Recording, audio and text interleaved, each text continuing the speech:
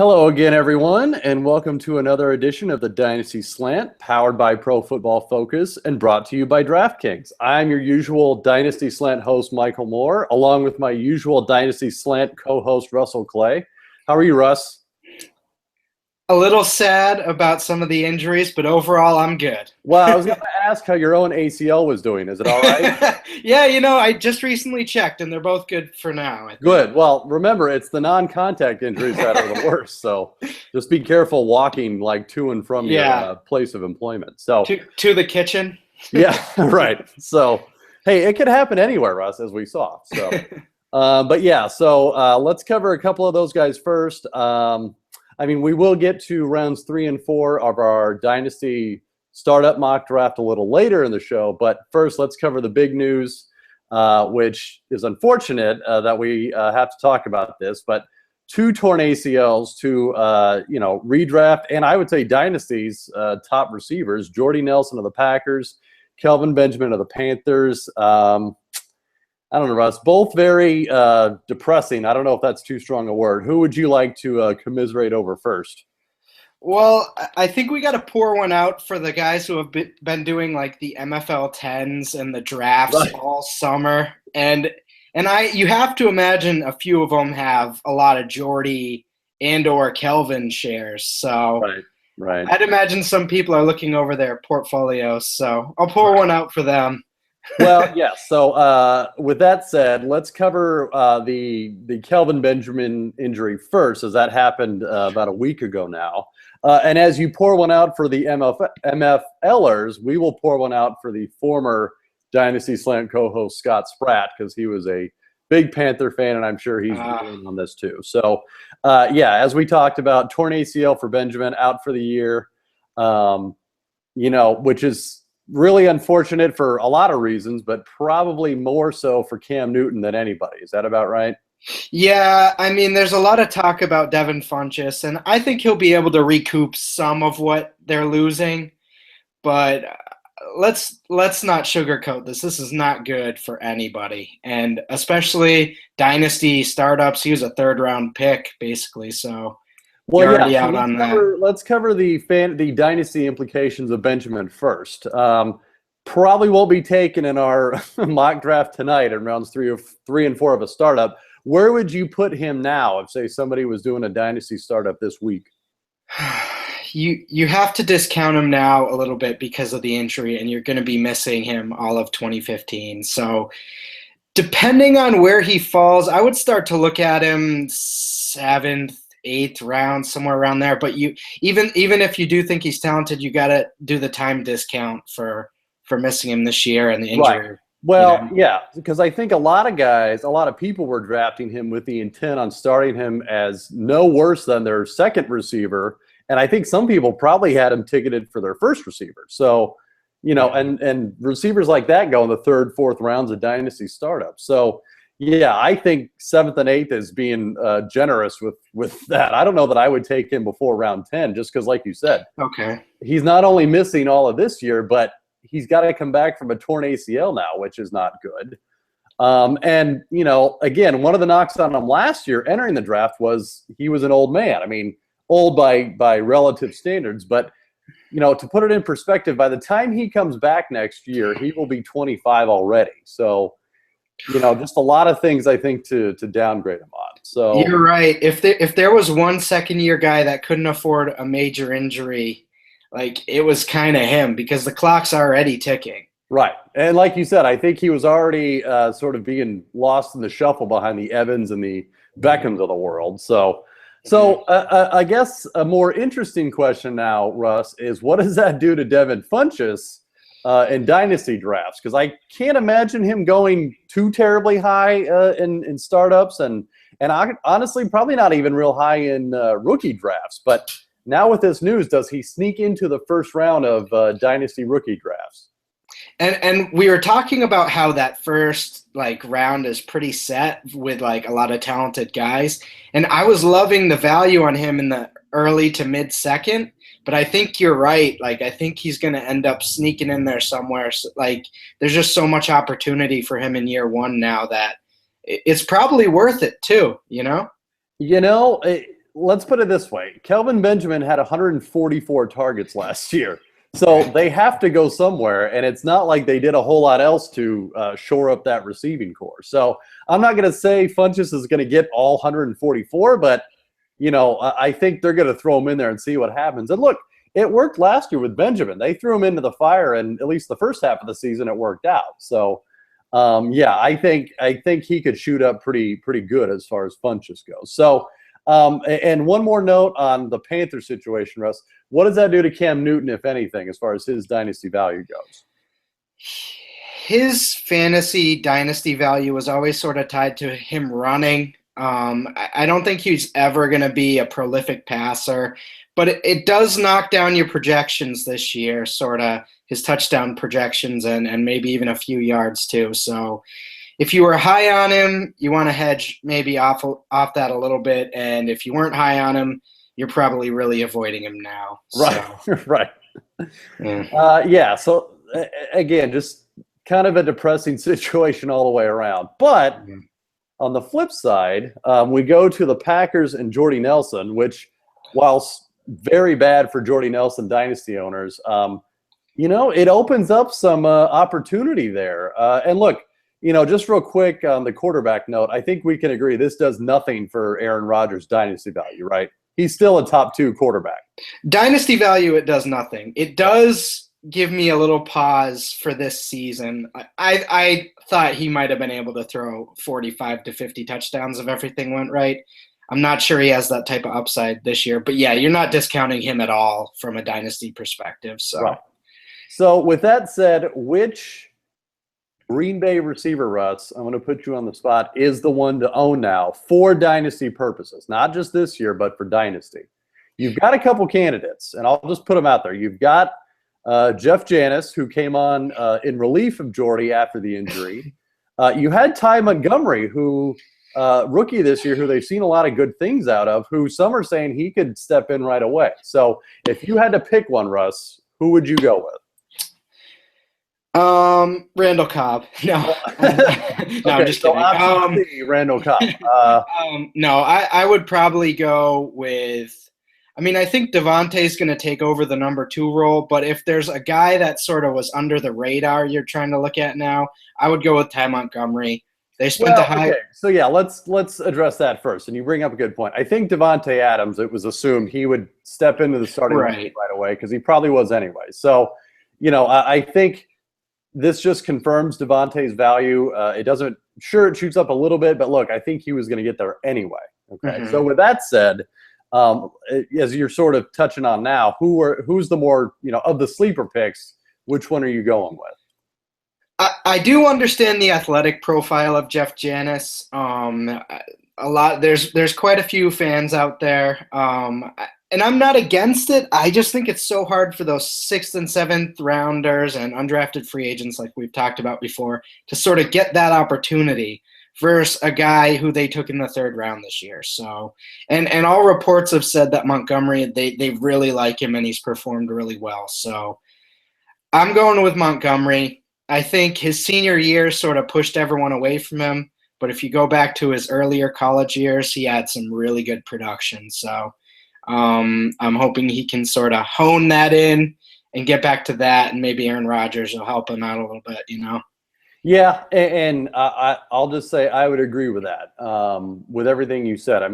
Like you said, Janis has the physical tools, but look, last year they obviously gave Devontae Adams a lot more attention, a lot more snaps, a lot more targets. So I don't think you can say Janis is ready to leapfrog him. And then, they drafted Montgomery in the 3rd round this year, obviously, because they were not happy with the depth there. And I think, if anything, they're probably going to give Montgomery first shot at trying to fill that 3rd receiver role that Devontae Adams probably had, but now he'll be bumped up to the 2nd role. So it's a very interesting time, I would say. If you have any Packers receiver shares, no matter who it is, it's going to be fun. I would never compare this offense to the Houston Texans, but sort of like whenever you lose a star player, like when the Texans lost Arian Foster, and now losing Jordy Nelson, he's a star player. And it just makes me a little uncomfortable looking at that depth chart just with him crossed off now, you know? Right. Obviously, I love Cobb, but he can't get hurt now. Right. Cobb needs to stay healthy, or else they might be in a weird position. Well, let me bring up another name that might see some extra targets on this. Are you looking at Richard Rodgers, the tight end, anymore? It's intriguing, you know, like that. Just there's 120 to 140 targets just out there now, so it's going to be one of them. We just don't like. I would go with Montgomery, but I do think Rodgers has a chance to emerge here as sort of a low end tight end one if things work out. Yeah.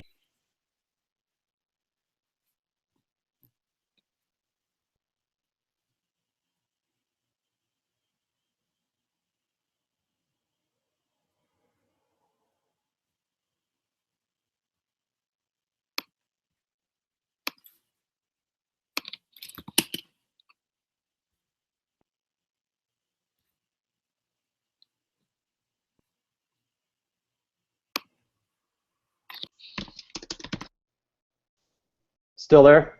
Yeah, I'm still here. Okay, good.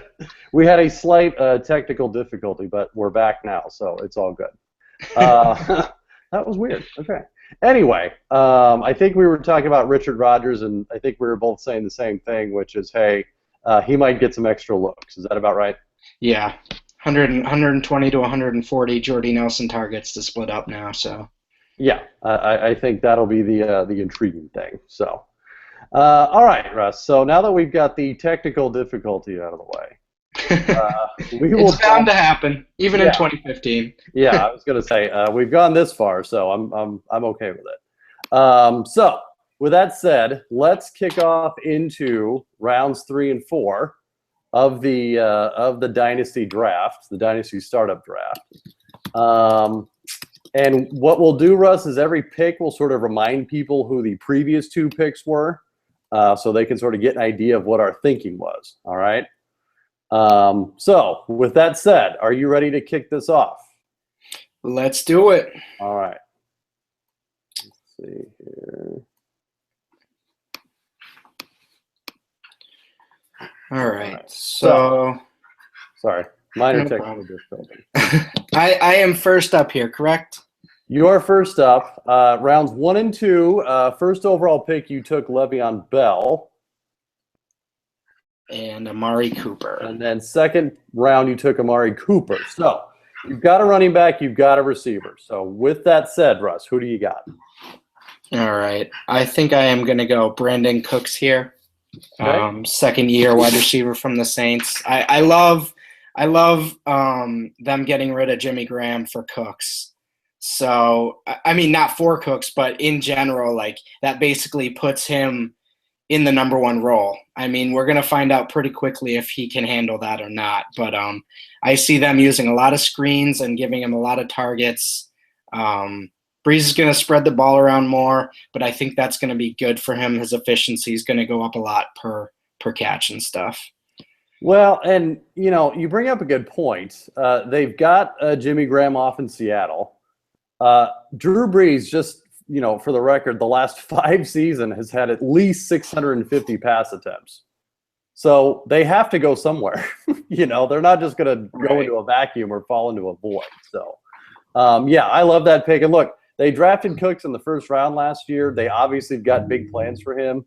And to pair him with Amari Cooper, I think that team is set up, you know, for a long time with Le'Veon Bell to boot. So. Yeah, I would say that's pretty solid from that standpoint. All right, so team 2, Dez Bryant was taken in the first round at receiver. Melvin Gordon was taken in round 2 at running back. So with that said, see, and this is where we could veer off the path extremely different from each other. You know, I will probably go with upside here, Russ. I'm going to go T.Y. Hilton, I think, with this pick. He just re-signed, obviously, in the last week or so with the Colts. You know, he was Andrew Luck's number 1 target last year. I don't see any reason for that to change this year. And look, next to Green Bay, I think you could argue Indianapolis is the next best offense for any offensive player. So now that Hilton's signed long term, I like his prospects there. Fair enough. So, oh wait, no, you already took Hilton. That was in round 2 of the next pick. Never mind, scratch that. See, it was such a good pick. I did it again. That is a good pick. Yeah, I know. Okay, then you know what? I will go with another good young receiver, and this may be a little high for him, but I don't really care. I'm going to go Jordan Matthews then at receiver. Okay. I still want to go receiver with that pick to pair with Dez, but I like that offense a lot, Philadelphia. And look, Matthews is just a big, strong guy. And I think everyone is intrigued by what they can do there in that offense. And I don't want to join the chorus and play the whole if Sam Bradford's healthy card. But if some quarterback's healthy there and can string together some games, I think Matthews will be pretty good for a while. We've seen the past 2 years with Chip Kelly offenses, just players reaching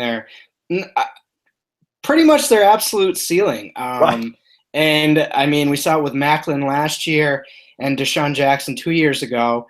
And I wasn't a big fan of Jordan Matthews coming in, but you can't deny the potential in that offense, and at least for the next few years. So, yeah, I think he could be a high-end wide receiver 2 this year and potentially sneak into that low-end wide receiver 1 pretty soon here. So, look, yeah. any coach that can coach Nick Foles to a 27-2 touchdown to interception ratio is pretty good. So, yeah, I'm okay with that. Nick Foles can never have that taken away from him. No, he cannot. He will have that one banner year. So, anyway, Russ. So now that I've given you back T.Y. Hilton, Okay. Team 3, you led off with Rob Gronkowski in round 1, T.Y. in round 2. Who do you got? All right, I'm going to go with another second-year receiver, Sammy Watkins. Situation going all out with the zero running back theory. I like it. Yeah, we're gonna grab some young rooks in the next few rounds for that team, but I just love the potential of him as a talent. It's not looking good this year for sort of getting too far over 1,000 yards, but I still expect him to be productive, if not a wide receiver 2 this year. Okay. Yeah, I think. Look, if there's anyone to like in that offense, it's going to be Sam. It's going to be Sammy. I mean, it may be a dumpster fire everywhere else, but for dynasty purposes, yeah, I like Watkins there. And look, he won't have that supporting cast forever. Luckily, I hope not. If they go into next season with Tyrod Taylor and Matt Castle as their quarterback options, then God help us all. So, right, exactly. All right. So Team 4 led off with Julio Jones at receiver, went old school with LaShawn McCoy in the second round at running back. So they could go either way on that front. With that said, I think –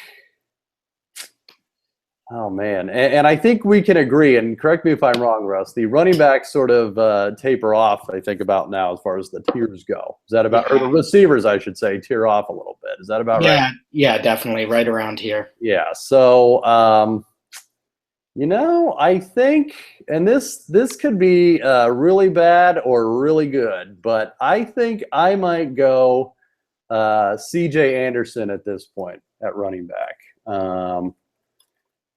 Which is dicey, and believe me, I know the inherent risk with that because he could very easily be a sort of one-and-done system running back in that Gary Kubiak zone scheme. But I think the production is too much for me to pass up on. And look, I'm also aware that they're saying that Ronnie Hillman could sneak some carries away from him, but I don't know, man. He seems to be the lead guy going in, and I haven't seen anything that would indicate otherwise. And he's young.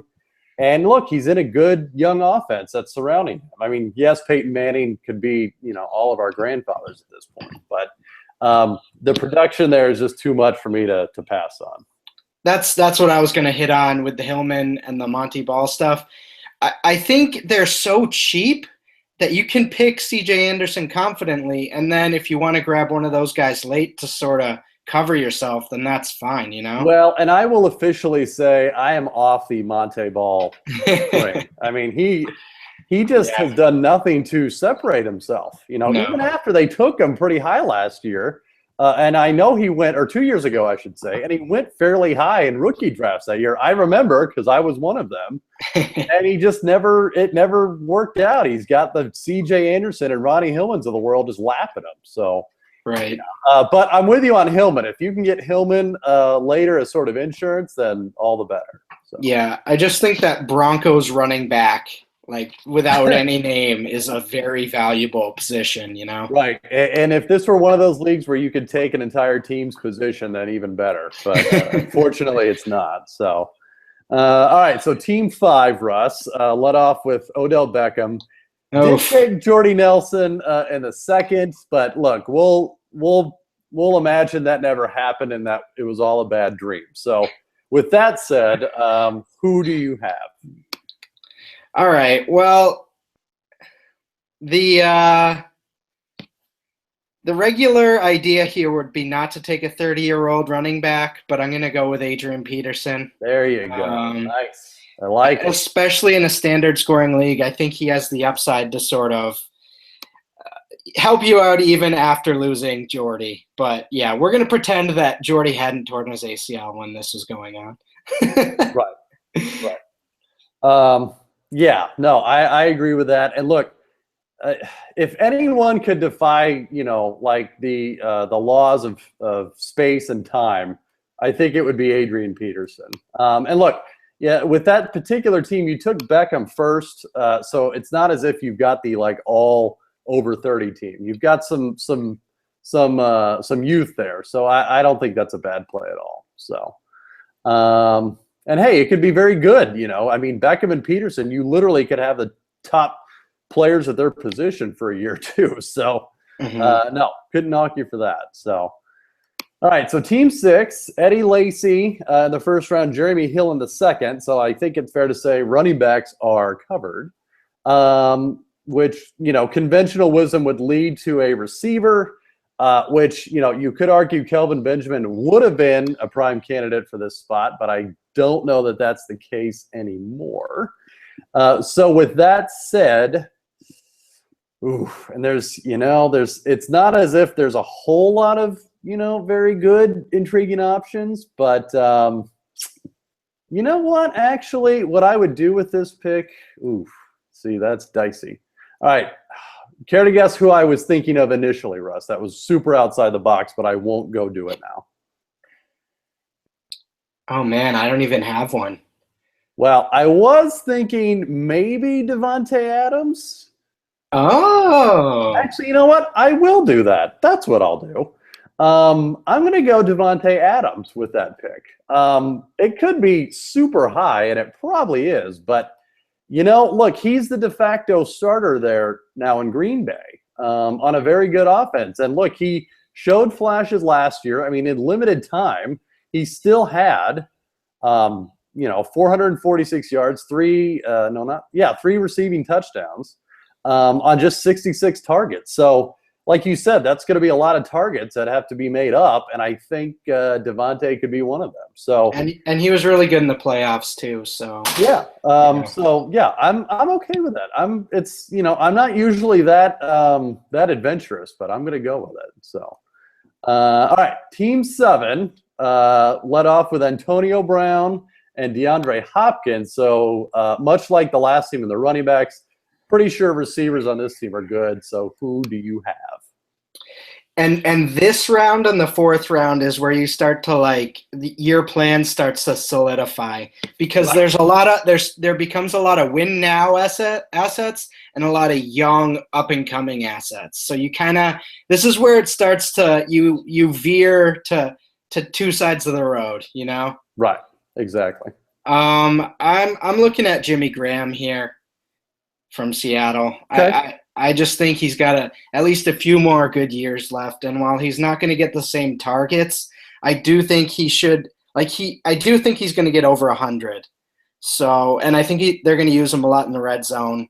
So, I could see he's still the number 2 tight end for me, and it's still a distance between him and 3 through the big mess behind him. So Right. I like the value. I like grabbing him before the tier drops, sort of. Yeah, I think I agree with you. I think round 3 is probably the earliest I would consider taking him. But yeah, if you've got Antonio Brown and DeAndre Hopkins and Jimmy Graham, I mean, that triumvirate could win you some weeks by themselves, you know. Yeah. And like you said, if you value Graham, a good portion above the other two, or the rest of the tight ends behind him, yeah, I think that could be a great value. And like you said, I think that's the understated thing. I mean, I've sort of been trumpeting the fact that he's not going to see nearly as many targets, but no, he's not. He's not. But you bring up an excellent point, which is, look, let's face it. I think it's fair to say Seattle is probably going to visit the red zone a lot more than New Orleans. New Orleans plays the deep bomb a lot. Yeah. Whereas Seattle, I mean, look, they're going to pound it and get to, inside the 20, inside the 10. And look, that's like prime Jimmy Graham, zone. So, yeah, I couldn't fault you for that. I really couldn't. And gone are the days where he's going to get 15 touchdowns and 1,200 yards. But, I mean, he could get you 900 yards and like 10 touchdowns, which is still fantastic production for a tight end. Right. I agree with that. I agree. All right, so Team 8, Andrew Luck was taken at quarterback in the first round. Randall Cobb at receiver in the second round. Oh, man. So this opens up some possibilities, but I think I will go the safe route. And I'm going to go – oh, God, I could go a couple people here. Oh, man. I'm gonna ride the youth train, and I think I'm going to prefer Lamar Miller over another running back who I was thinking about, but I won't take, but I might take later. But I will go Lamar Miller out of Miami. I remember the days of Lamar Miller having to battle Daniel Thomas for the starting gig there, and how much of a battle that was and how worried we were. But look, Lamar Miller got a stranglehold on that job last year and really ran away with it. He caught 38 passes for almost 300 yards, so not bad. But more importantly, look, he gained over 1,000 yards on about 200 carries. So he's closing in on that 5 yards a carry average. He had 8 touchdowns rushing. And look, all indications are the supporting cast around him has gotten better. Tannehill seemingly has gotten better. So, it's sort of an ipso facto kind of thing. If all those things are better, then Lamar Miller should be better too. And look, he's still only 24, entering his age 25 season. So if you've got a top quarterback and top receiver, and then Lamar Miller's bringing up the rear, I'm okay with that. Yeah, I'm with you. As you talked about Daniel Thomas, people expected Jay Ajayi to come in this year and sort of fight for Lamar Miller's starting role, and that just wasn't what happened at all. Miller has a stranglehold on that feature back role. So, yeah, he's a good pick. And I, based on how things are going right now, I kind of expect them to bring him back too. So, yeah. I think if they have a good season, or at least as good as everyone's assuming they are, yeah, I don't know that. I mean, you never know with the cap situation and how well they do, but yeah, I could see that. All right. So drafted Mike Evans in the first round, Todd Gurley in the second. So truly the super, youth team. Who do you got in the third round, Russ? Man, I'm looking at another old guy for standard. Do it. I know who it is. I gotta go Marshawn Lynch. There you go. I like it. I think these guys are young, but I also think they can contribute year one. And if you had a guy like Lynch for the next 2 years, I think you could potentially win. So I like sort of evening it out there, giving yourself a chance with a basically higher end running back one. Well, look, it's the perfect play. If you like we said, this team has Evans at receiver, so I mean you're good there. But going Gurley in the second round, drafting a guy like Lynch is like the best kind of insurance you can have. Like Lynch is going to have a good year. I mean, that's a given. Right. So you could sort of bide your time with Gurley, meaning you're not putting all your eggs in the Gurley basket this year. Because look, even if he comes back and is able to play right away, I don't know that it would be wise on the Rams' part to rush him out there, giving him 20, 25 carries a game. So you've got to imagine they're going to ease him into it at least the first month or so.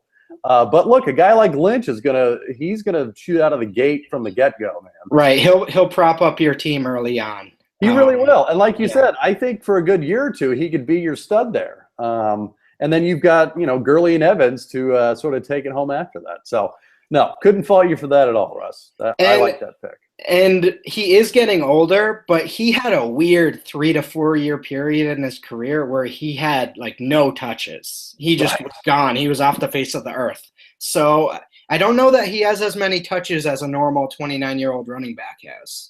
Sure. I could see that. I could see that. No, I get it. I get it completely.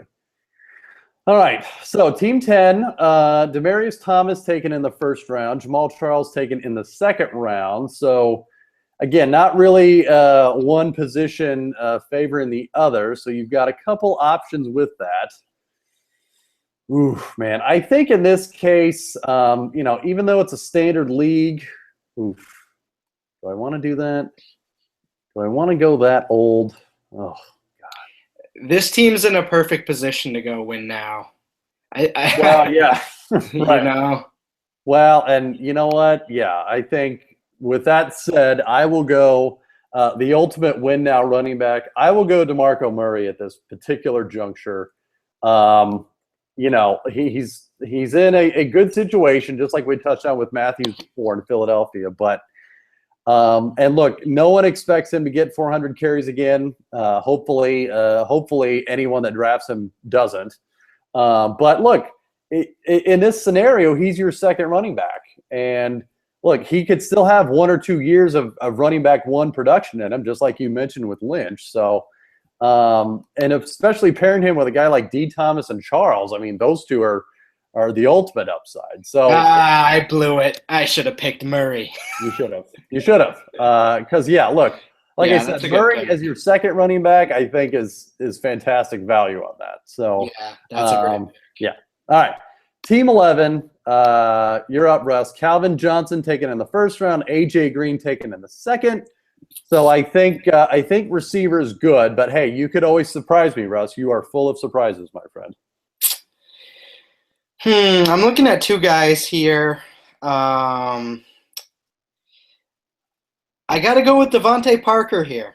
Wow. 3 receivers. Go for it, Russ. Yeah. You are ballsy, my friend. I went back to look at him after. I probably already told you this in the mock draft, but his production is just amazing in college, and he got drafted pretty high in the first round. I like him over Kevin White now, especially with the injury.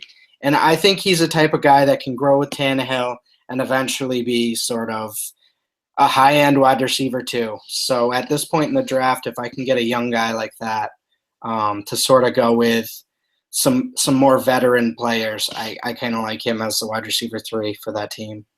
Yeah, I don't think I can fault you there. He was very, very, very productive at Louisville. I think he had like something 200 catches maybe or targets over his last 2 years and dropped, I think, 3 of them. So, and look, he's tall, he's fast, and I think he's really set up to be the wide receiver 1 there in Miami. I mean, look, they've got a lot of guys that can play underneath, can move the chains. I mean, they've got Jordan Cameron. They've got, obviously, Jarvis Landry. I think that'll be playing under a lot. Kenny Stills to sort of stretch the field, but I think they're hoping Parker's really the guy that can do it all, I think, at the end of the day. And look, if Tannehill can keep progressing, then, the sky's the limit, I think, with that guy. So, can't fault you for that at all, Russ. I like it. All right, so we are at Team 12, the turn. But before I do that, Russ, let me get a small plug-in, if you will, for all the content that you and I produce on the site, along with other guys. You listeners can subscribe to PFF Fantasy Gold and get the best fantasy football advice on the entire internet for just $29.99 or less than $2 a week for the entire season. You get industry-leading projections, award-winning rankings, unique tools, and weekly content for your redraft, IDP, Dynasty, and daily formats from the best minds in the industry, including myself and Russ, not to toot our own horn. So get all that today. Sign up at profootballfocus.com now. And look, by the time a lot of listeners get around to hearing us, it's going to be a couple days before draft time. So there's no better time like the present to get all your ducks in a row and get all your information ready. So there you go. All right.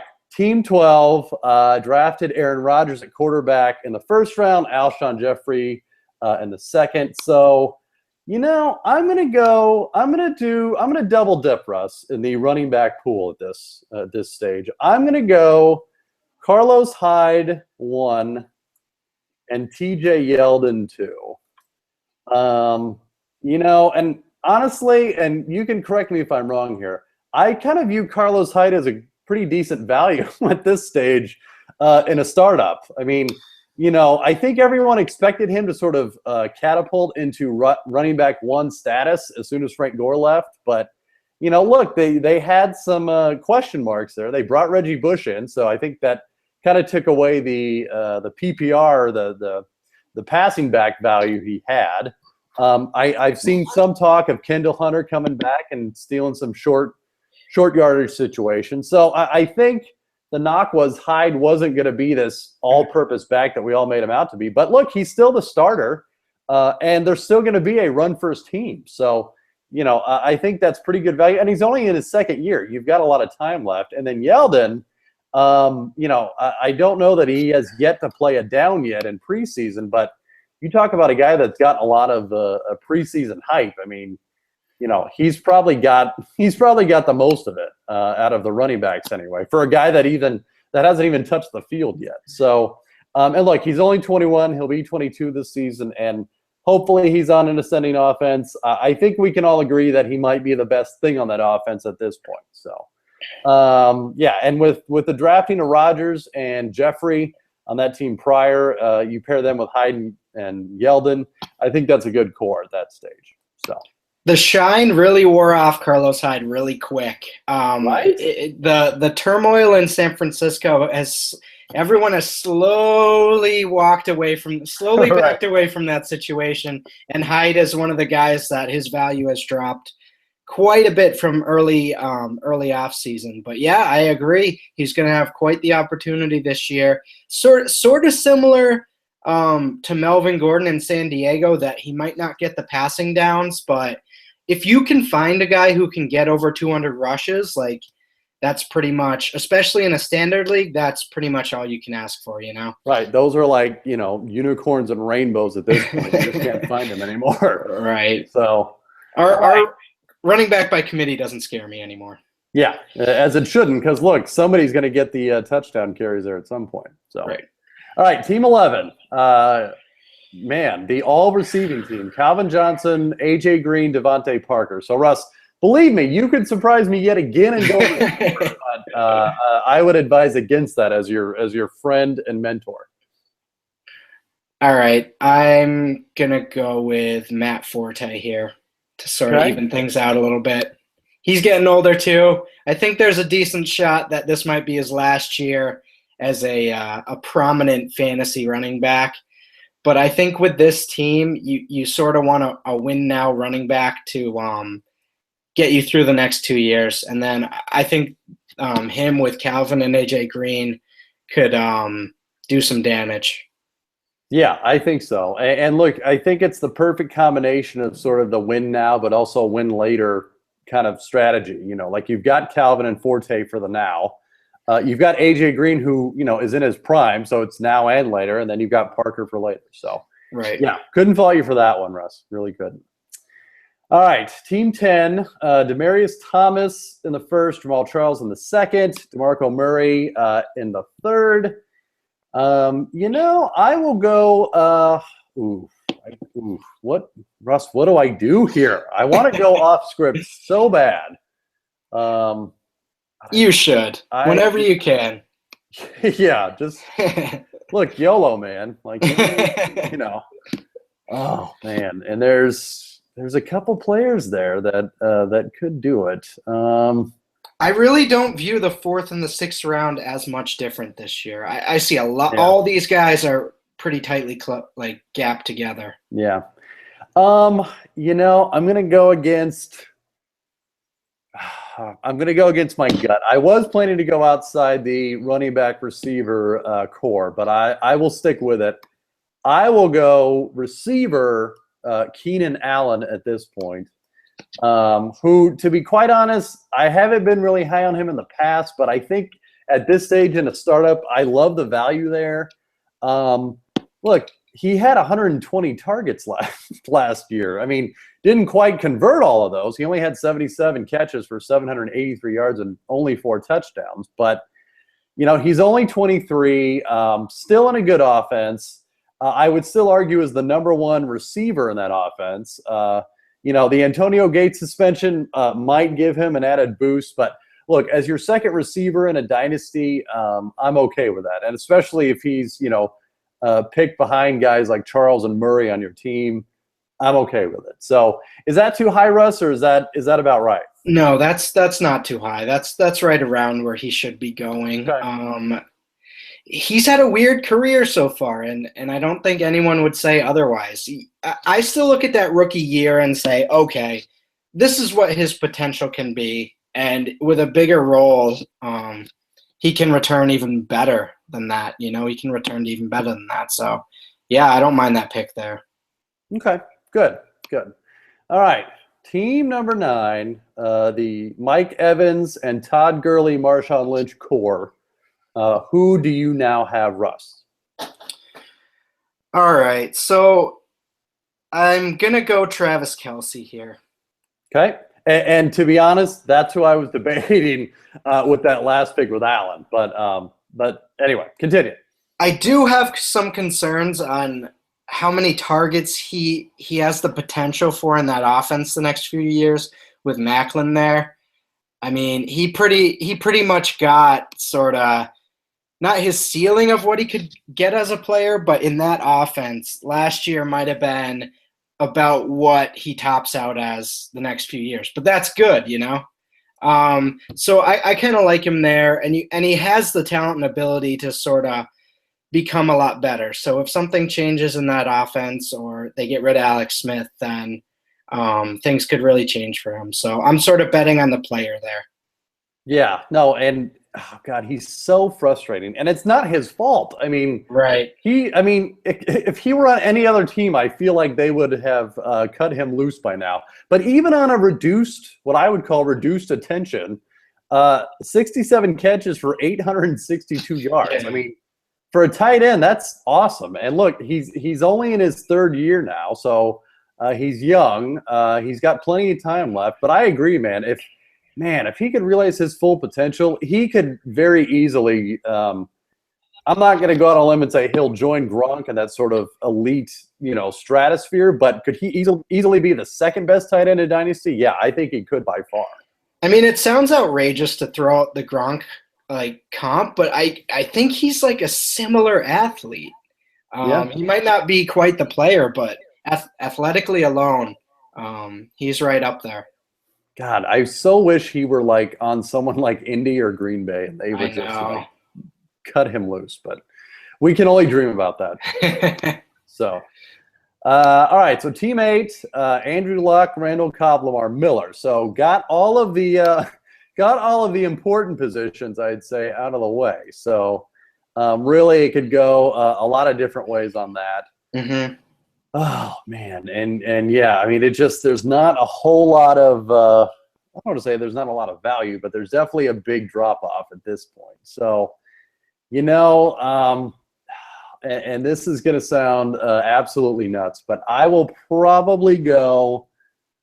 Oh God, do I want to do that? Oh God, the running backs, man, they're just killers. I mean, there's not anything there to get excited about anymore. We took all the good ones. So, I will go out on a limb, and I'm going to go probably, This is tough. I will go.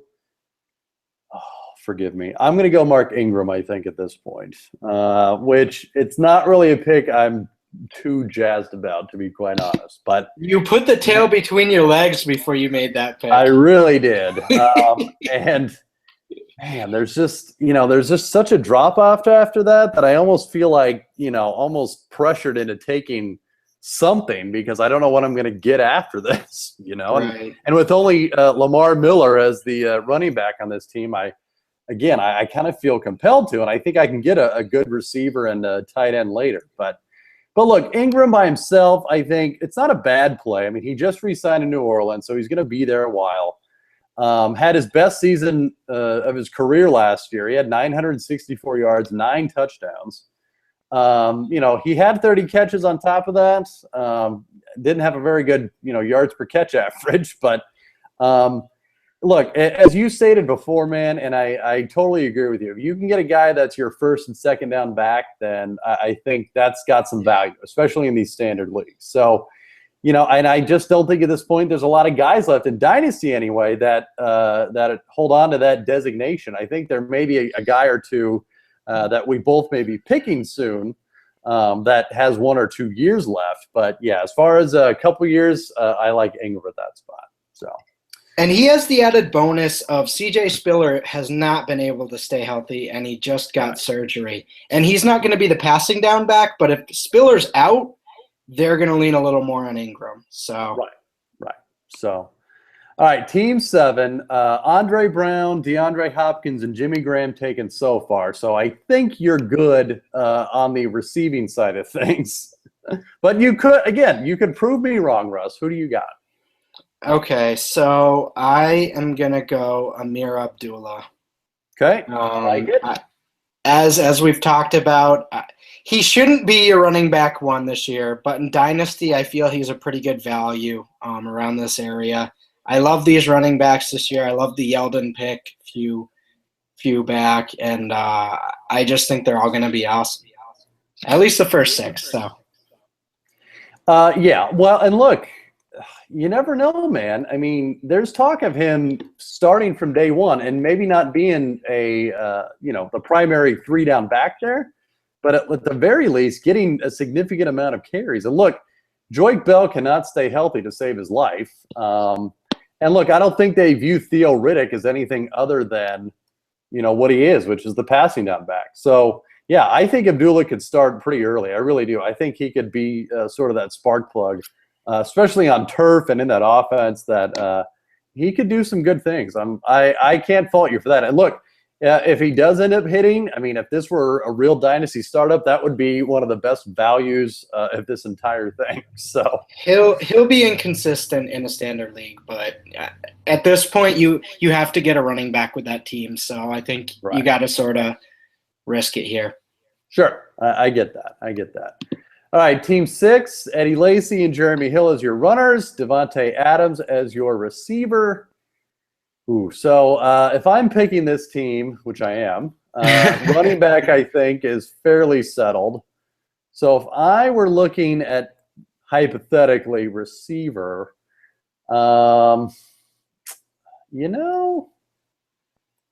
this would be super risky. Well, oh man.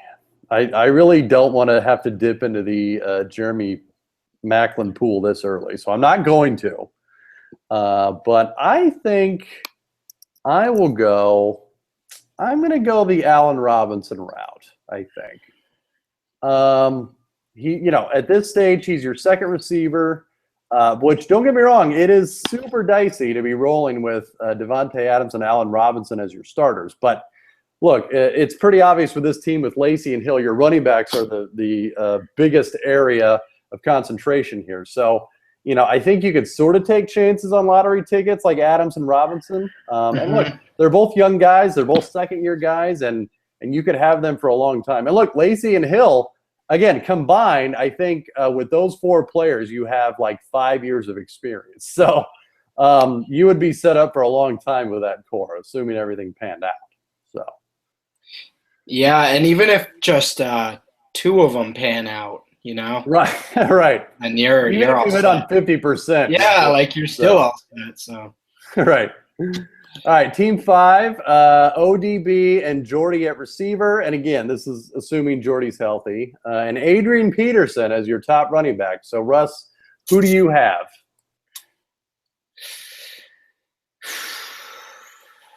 man, I would trade out of this pick. Well, assuming you can't. But assuming I can't, I would take. I feel like I need to go running back here, and all right, I'm gonna do it, and I would do it in real life too. But I would trade back a round or two. I'm gonna take Tevin Coleman. Okay. I just love his potential in that offense, and again, I think he's in for at least 200 carries this year. So, yeah, and look, he is the home run hitter of this. I would argue of this running back class. You know, like we talked about earlier, I think he averaged 7 yards a carry in college. So, yeah, he was pretty good. But that's an excellent pick, especially at that spot, because you've got Peterson as your running back 1. So you don't have to rely on Coleman. Right. I would argue even maybe this year, unless Peterson gets hurt, to carry you. And look, even if Peterson only has 1 good year left, you've got Coleman to sort of take over next year. So, yeah, I couldn't fault you for that at all. These are largely wide receiver rounds. You know, even though it's dropping off, it feels like the value's at that position. But with some of these teams, like, you can't just keep picking receiver over and over. Right. No, you have to get somebody. Right. So, all right. So team 4, Julio Jones at receiver, LaShawn McCoy and CJ Anderson at running back. Oh, and well, and truly, I think there's not that many good receivers left at this spot. I really don't. So I am going to go with, I would argue, a very underrated receiver, but I'm going to go Golden Tate at this spot. Yeah, that was going to, yeah. You know, I mean, last year, his numbers, I don't know if people realize this, he had 99 catches for 1,300 yards. I mean, look, he had 4 touchdowns, which that's, not sexy at all. But look, the yardage in a standard league, that can carry you. So, and look, you're pairing him with Julio, so it's not as if you need him to carry your team. And man, I mean, there's just a lot of good value there. And look, he did his best work, obviously, when Calvin was injured, and I don't think it's any given that Calvin will be 100% or 100% of the time. So even if he's, for the year, he still averaged 75 yards a game. So, and he's only 27, so you got a couple years left. So I think people got skewed against him because of the first 3 to 4 years of his career. He really didn't do much. So they need a few years of him producing to adjust properly. But, man, he was really good last year, and I just expect him to get another 1,100 yards, maybe 4 or 5 touchdowns again, which is it's a good wide receiver too, Right. Yeah, that's pretty solid. And I think he'll be in Detroit for a while. I mean, look, he signed a pretty rich contract, so I don't know that he's going anywhere. So right. All right, team 3, Rob Gronkowski at tight end, T.Y. Hilton and Sammy Watkins at receiver. Who do you got, Russ?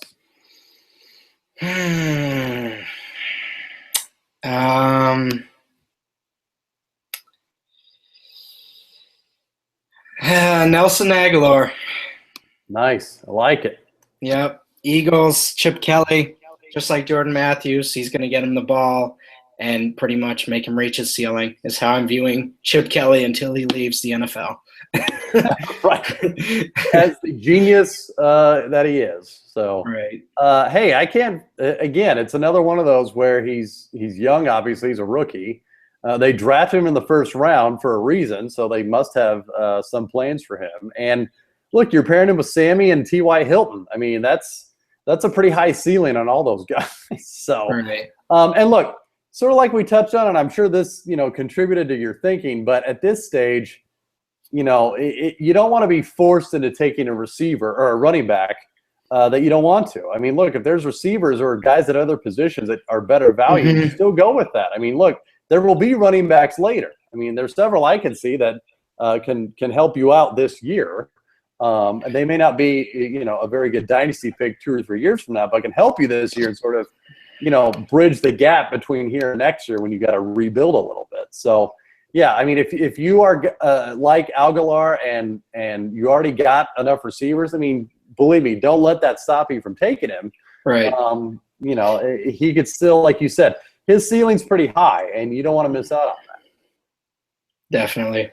So, all right, team 2, Dez Bryant and Jordan Matthews at receiver, Melvin Gordon at running back. So really could go a couple different ways. And, I'm going to go with a running back. I said all that stuff about running backs, which, I'm going to go completely the opposite of what I just said. Because I like a running back that is still around. I'm a big Jonathan Stewart believer. You can call me crazy, and I probably am. But I just can't quit him, man. Like, his yards per carry always sucks me in. And D'Angelo Williams, mercifully, is not there anymore. Look, they drafted Cameron Artis-Payne, but I don't know that he's, all the way there to challenge him for starters carries yet. So, and look, as we touched on earlier in the show, you've got Kelvin Benjamin, who went down. They're going to need to do something with the ball, and I think he could be pretty effective. So, is that crazy, Russ? It's okay to just, believe me, a disagreement is good. It's good for the show. So if I'm crazy, tell me now. I loved Jonathan Stewart. Well, that's not good. That's not good for podcast banter, Russ. So, but okay. Sorry, I spoke too soon. I said loved, past tense. Okay.